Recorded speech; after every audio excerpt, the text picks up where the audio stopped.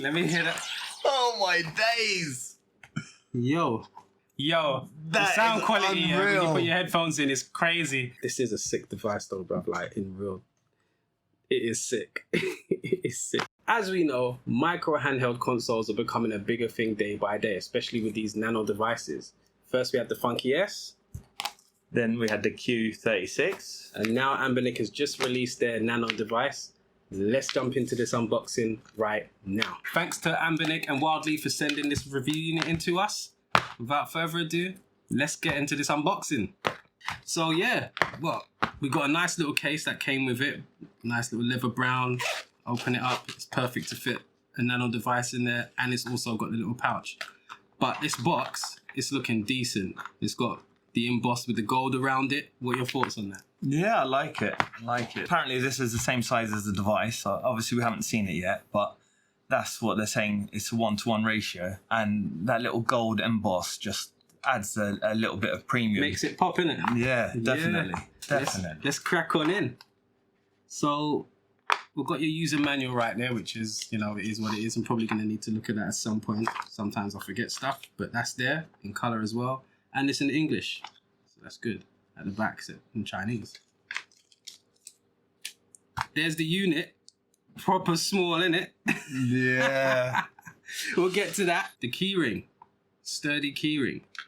To go with a sturdy, small built device. I think that's pretty cool. When you get the Q36, you get this sort of strap right here.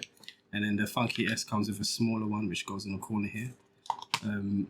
They're decent enough, but none of these are strong and made of metal like what we've got here with the Anbernic. So that's pretty cool. USB Type-C cable, there's no point in opening that. We know what's in there already.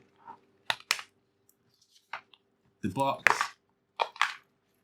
And the unit. And it's really dinky, man. It's really, really small. But as soon as you take out that plastic, you get that cool sort of feeling of metal, which is nice. It's very well built. Very, very well built. Tell me what you think on that. It's got a bit of weight to it, you Bit know. of heft to it, yeah. The buttons, they're all right. They're big enough and wide enough that I think... Yeah, I like it. So this is the case that came with it. It's a nice sort of semi-rigid case. Slots of nano in straight in there. You got your little pocket where you can just drop in your accessories and you're good to go. I think going forward, every handheld creator needs to be able to send their devices with a nice trusted case. Definitely. This is awesome. I mean, obviously it adds to the fact, you know, pocketability, but, you know... Well, I'd feel a lot more comfortable putting that in my pocket, knowing that I might have some change in there. Much safer. You don't have to worry about dropping it or anything like that. You know what I mean? And if it is, and you know, it is a metal device, you kind of want to keep it in a case and you want to keep it safe. I mean, feel free to have it on your, you know, on your shoes, on your bag, or what have you. Me personally, I keep mine in the case. Well done, Anbernic, for sending that case in as well. And I think especially if you live in London, you don't want valuables just hanging off your bag because you know they're going to go. It won't last. It won't last. So let's take a tour around the RG Nano. One of the things that stand out to me on this device is the level and the attention to detail. So first, obviously, we've got the D-pad there. It feels good. It's not too squishy. Decent amount of travel on that D-pad, which is great. Let me just flip it to the top here so you can have a look. You can see there's a decent amount of travel. You got your start, you got your select, and that feels good. That's a harder plastic, so it's not like a soft rubber. The A, the B, the X, and the Y buttons feel decent, and obviously they're really small, they're tiny. But these buttons are good quality. They're actually better quality than what we've seen with the Funky S. At the front, you've got what appears to be a speaker grill. It's not the speaker, it is the grill, which looks a lot like the Game Boy. Just like on the 35XX and other Game Boy style looking devices. And obviously you've got the display there. And I don't think there is a screen protector on it, but it's glass and it feels... Yeah, it's slightly raised. Yeah, it looks like it. Yeah, that's glass. But it looks like it's... Maybe it does have a screen protector on there, but I can't tell for sure. Might come pre-installed, yeah. I'm not going to pick it up. So it does look like it's raised. There's a lot of detail in this when you compare it to like the Game Boy. At the top, you've got that sort of indentation along the top here, which is also reminiscent of the Game Boy. So continuing on, we've got the speaker at the bottom here. It's downwards facing, so downwards firing. And as Anbernic do, I'm sure the sound quality is going to be pretty good. This is where your keychain is going to go. On the side, yeah, micro SD card slot. A little bit more of the design here. The power button, which I like what they've done here with the power button. Because it is somewhat recessed, you can't just press it by accident like what you have with the Power Kiddie. The button's just there, you press it, it's just going to literally just be on or off. You're never going to know. The Funky S doesn't suffer that because it flips open and flips closed, so there's not going to be a power issue there. We'll go straight to that. At the top, you've got your triggers, your L and your R buttons, and they feel very tactile, very clicky.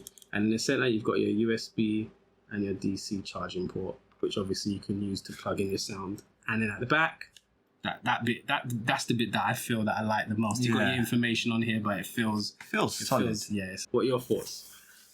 Yeah, I mean, it looks very much like the original Game Boy. It's got, all the right protrusions. Obviously, it's got extra buttons, but other than that, I mean, it looks amazing. I really like the look and feel of it. I think if this was a plastic device, I wouldn't be into it as much. But since it's a metal device, it wouldn't work as a plastic device, I think. Yeah. They did a fantastic job with the build quality there. So that is around the Nano.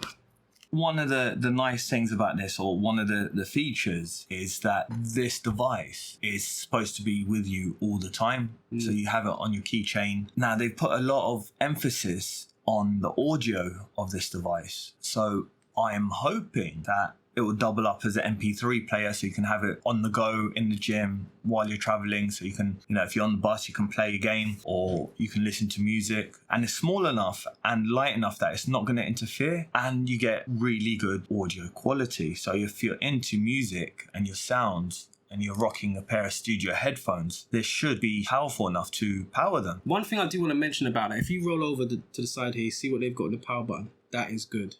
Unlike the Power Kiddie right here, which we'll do. Do you know what? Let's do a quick comparison.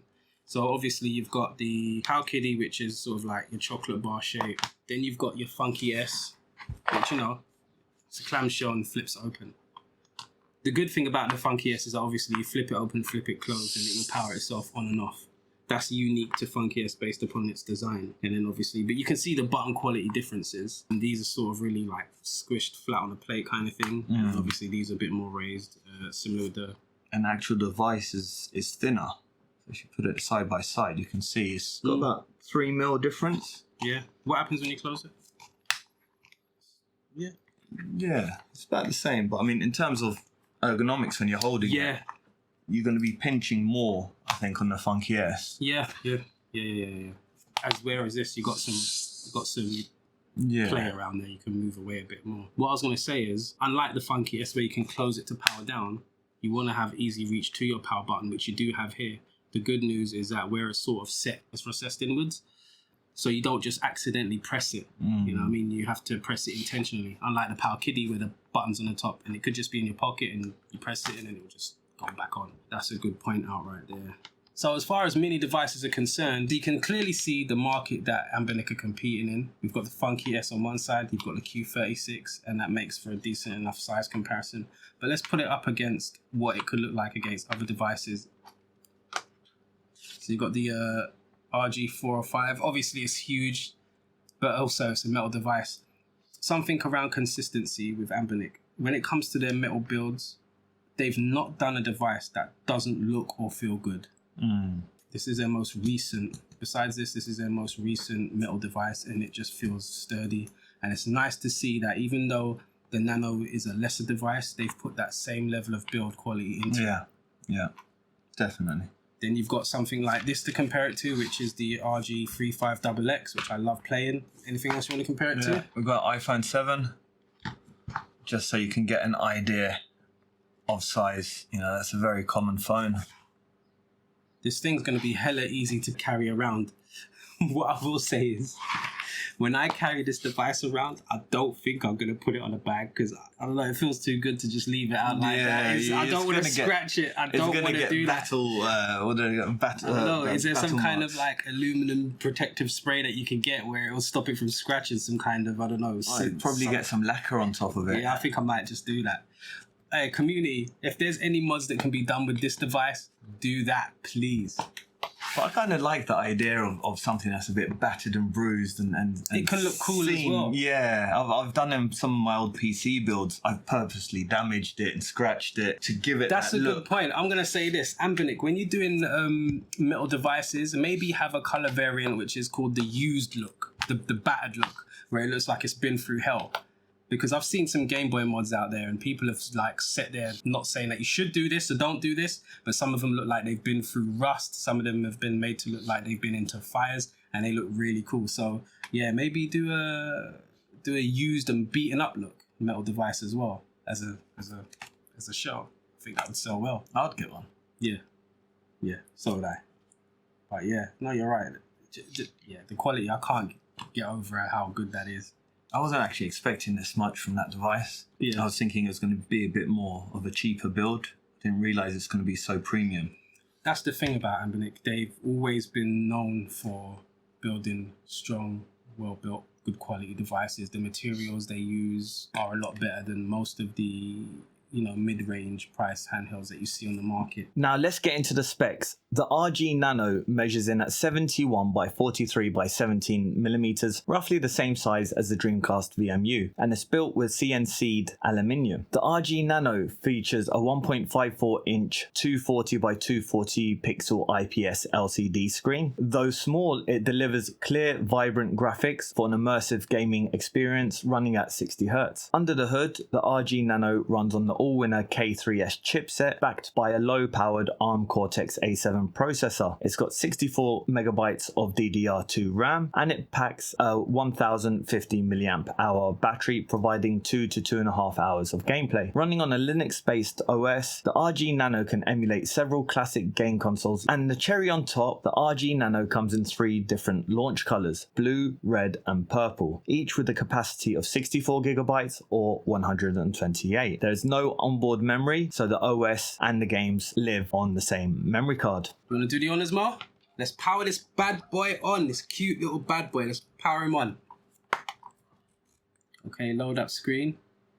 Probably drop a timer on that. Yeah, we should have just realised. Oh, that was quick. That is pretty quick. Straight into clock as well. And apparently the clock is a low power mode, so you can have it on without draining the battery. That's cool. I think you might also be able to use that clock in reference to your Pokemon titles as well. So when it's daytime and stuff and nighttime, it's all set into that clock, which will marry up with the game that you're playing, which is very cool. Well done for that, Anbernic. So you got your clock. All right, so it's opened up into the G2NX menu. It's in a different menu, whereas, you got the funky menu usually pops up. So what we need to do is, I believe, we press the power key, and then you can cycle through to your Retro FE launcher. There we go. So there's the good old funky OS that we're normally used to seeing.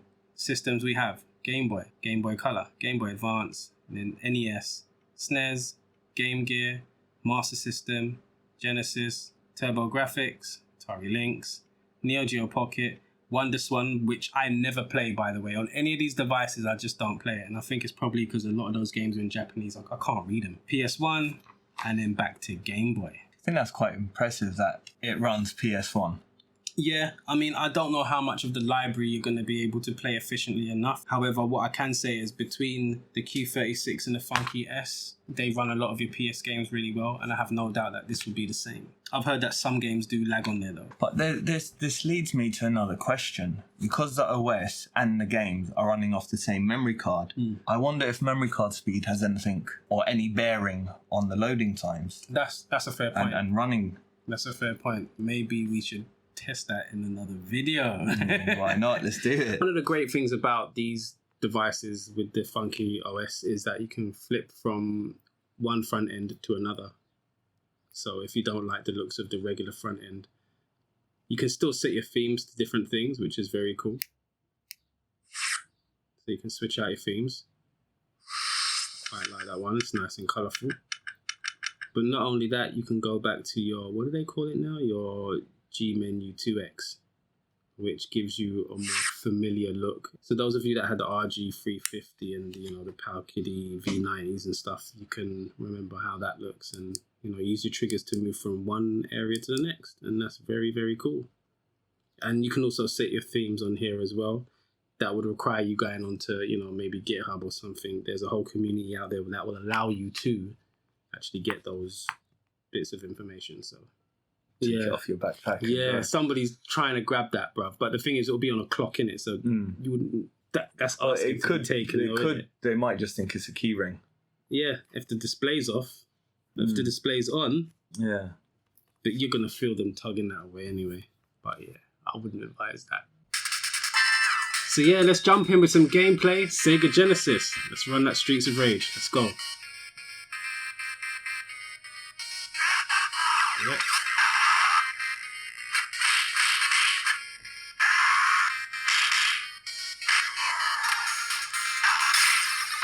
Yeah.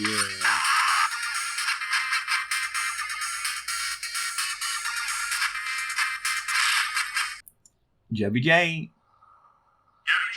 Don't lose, bruv. Yay.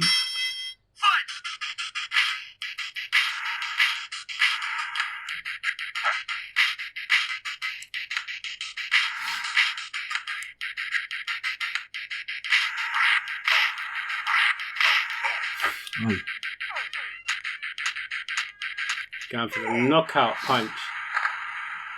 Yo. 1, 2, 3, 4, 5, 6, 7, 8. He's up. Fight! Come on! Wait for it. Come on! Bang! He's not getting back up. Hey, he's down. 3, 4, 5, 6, 7, 8, 9, 10. Knockout. Got the win. I did not spend a lot of time playing this game. Yo.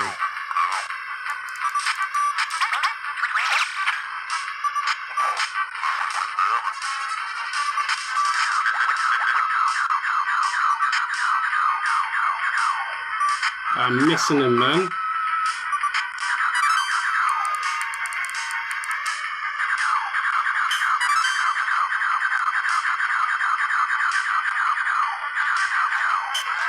So I'm gonna attempt to play Double Dragon one-handed. It ain't gonna be easy.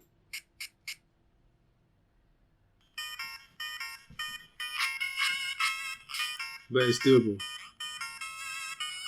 Still do the fly kicks.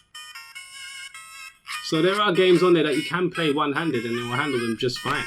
I really miss the screen. Yeah, this game is awesome. Like, I nearly brought my other hand in to try and... So yeah, it can be played one hand. Perfect.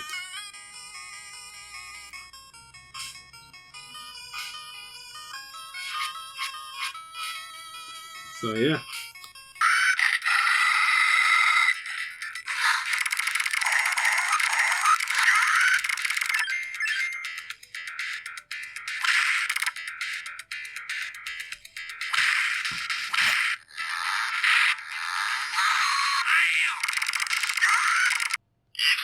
Okay, let's see how this thing handles fireballs. Let's go. See if I can do combos. Yep. Fireballs are coming through nice. Dragon Punch is a little bit more difficult, but it does work.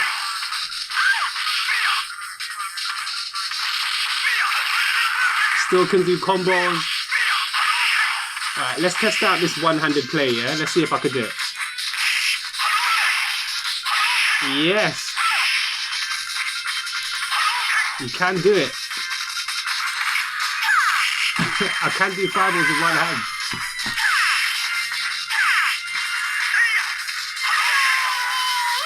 They had some good artwork on this game, you know, still.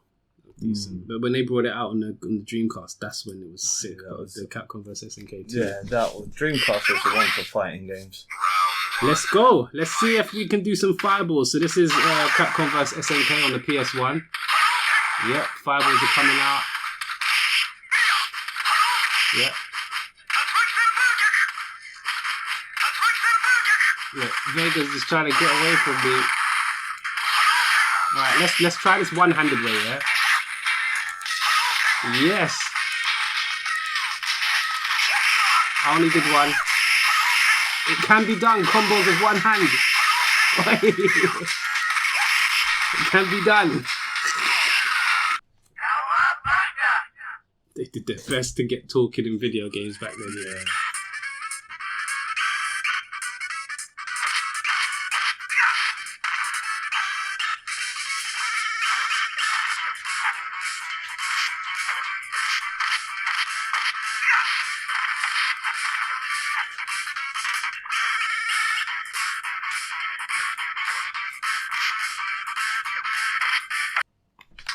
Okay, let's run some Tekken 3. Oh, a little bit of lag there, but...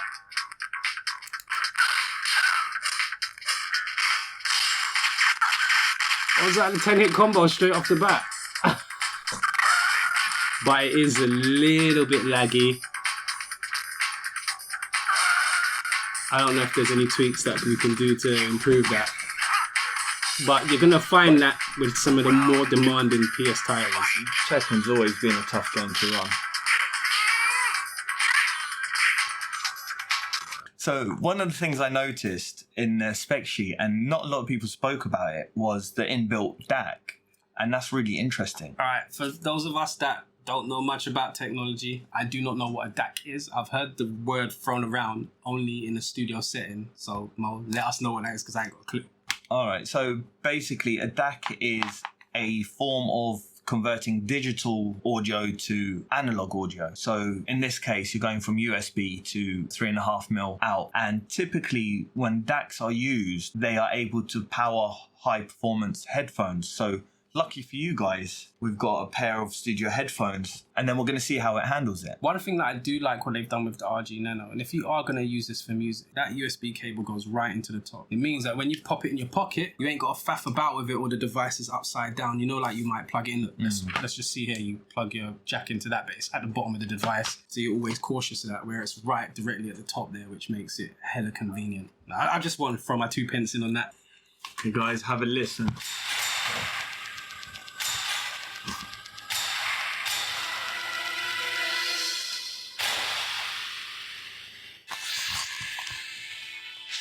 Raccoon City Police Department's Special Stars Unit immediately began investigation. The case was apparently closed, thanks to the efforts of Stars members Chris Redfield and Jill Valentine. I don't know if you guys heard how clear that was. The sound is so full. The bass is bassy, the treble's trebly. This game, actually, wearing these headphones, I think is it's gonna scare you. Just mean the sound quality coming from these headphones, just so you know, these are studio grade headphones that we got right here as well. So you're gonna get that crisp quality sound from being powered from the device. So what you're saying, normally most devices won't be able to power these. You need a DAC, you need an external, you need an audio interface like this to power these headphones, and this little device with this inbuilt audio interface is actually giving these headphones enough juice to get some nice crisp audio out of the device. And I could see myself really getting immersed in the games with this, and I can't wait to just try out some music and see how that goes. Alright guys, Editor Mo here, and I just wanted to let you know the camera overheated at this point. You can't get our facial reactions, but you could still hear our actual reactions, and it was too good not to put in. So just to let you know how good this device sounds when it's being run into professional studio speakers. So have a listen and enjoy. let me hear that. Oh my days! Yo, gotta show my face when you're doing the sound clip, innit? Yo, the sound quality, yeah, when you put your headphones in, is crazy. Sounds like I'm shouting a bit, but you are. It's just a testament to say that the sound quality is mega. I can't wait to hear what Streets of Rage sounds like on this bad boy. Yo, sound is mad. Bruh, that's crazy loud. That's crazy, and it's clear. And that was a 16-bit Super Nintendo game. Mental. Sonic and Knuckles will have some good music. Do you know that with Sonic and Knuckles, part of that was done with Michael Jackson with the sound? Yeah? Crazy, yeah. I did not know. Yeah, mad. I know they had some issues with this guy who done the comics. And then he tried to own the copyright. My final thoughts on this device. You're probably not going to want to play it for hours on end. I wouldn't do anything myself more than like 2 hours because the screen is small and you can't be comfortable on a handheld in general that long in most cases. But I do like the fact that it's small, it is pocketable. What I don't like about it is what I like about it. I like the fact that it's a metal device. The issue that I have is that I'm scared to death of scratching it. But that's okay because I got a case to pop it in. I'm not going to put it on a bag myself. I don't want to risk it. I'm a collector by nature, so I tend to just want to keep these things looking fresh all the time anyway. It's well built as it always is. Anbernic done a great job on this. I will say this though, and a message to Funky S. Now that this is out, don't be surprised that your sales suffer a little bit, and it's probably because of the build quality alone. It is better. It just is. It's a metal device. The triggers are better, they're bigger, so they're easier to touch. If you want to improve your sales with Funky, you probably want to maybe change it, get a different device, just change up what you're doing so far. But your sales are going to probably suffer a bit because now we've got something that is a great pocketable size. It feels good, it's got a decent weight, and obviously it's got much better build quality. I mean, what are your thoughts on this? I personally love it. You know, it's reminiscent of the Game Boy. I can see myself playing this if I'm ever getting a bus or a train. I could see myself just whipping it out. I see myself having it in the gym. I don't like taking my phone in the gym because I don't, Perfect. you know, I want to focus on my workout. So having a separate device, I actually found an old MP3 player, but now I don't need it. I'm going to just use this. That is worth to mention. We got phones that play music and all of that. Personally, I don't really want to be doing certain things with my phone. Like I said before, you go to the gym, and you got this bulky old phone in your pocket. You got to put it to the side. You got to scared about the screen getting broken. A device like this, you can literally have that in your pocket. You can go running for it. Hang it around your neck. Yeah, you can go running with it. It's not going to be an issue, and it's purely because of the size and the quality of the build of it. Yeah, I mean, the only thing I would actually really like more than this would be a clamshell metal build, similar standard to quality of now this. We're talking. That would be awesome. Now we're talking. Yeah. You know, just like the SP in a metal build. Yeah. And then you could have the keys a little bit bigger because the screen would be further. So you'd have a bit more real estate and a slightly more comfortable device. Maybe, even if it was... Maybe going forward, they could probably have something the size of the Miu Mini, the original one. So not as big as the Plus or the 35XX, but maybe a little bit bigger than this. Maybe that's something that they can go forward with later on as well, which would be very cool. You might think that the price point is pretty expensive. I mean, what is it coming in at? I think I paid $97 for my one, but I got expedited shipping. So this is around $60, which is around £45. That's still a hell of a lot cheaper than the Funky S anyway. Q36 is the cheapest of the bunch. And it's a metal device. You see, this is what I'm saying. Funky. Anbernic are winning. They're winning. You know, I think on that note, we should call it, it's a fantastic device and I actually want to go play it right now. Yeah. All right, man. Well, look, I'm Joel. I'm Mo. And thanks for tuning in to SWPL Gaming. We'll catch you in a bit. This thing does feel sick though, bro. Can't even lie.